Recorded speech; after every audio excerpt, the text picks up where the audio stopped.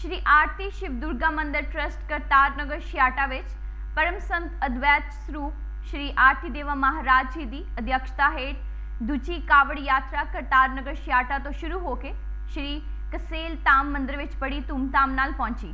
छियाटा मंदिर विच हर रोज़ शिव पूजा और रुद्राभिषेक सवेरे 5 तो 7 बजे तक किया जा रहा है।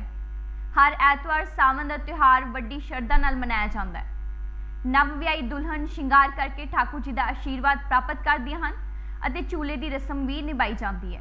इस विच भाग लैण लई स्वामी अशोकानंद जी महाराज, डॉक्टर सतप्रीत हरी, समाज सेवक कमल कुमार, काउंसलर सतीश बल्लू अते होर भक्तजन मौजूद सन। अटुट लंगर भंडारे विच कड़ी चावल, खीर पूड़े का प्रसाद भी वंडिया गया।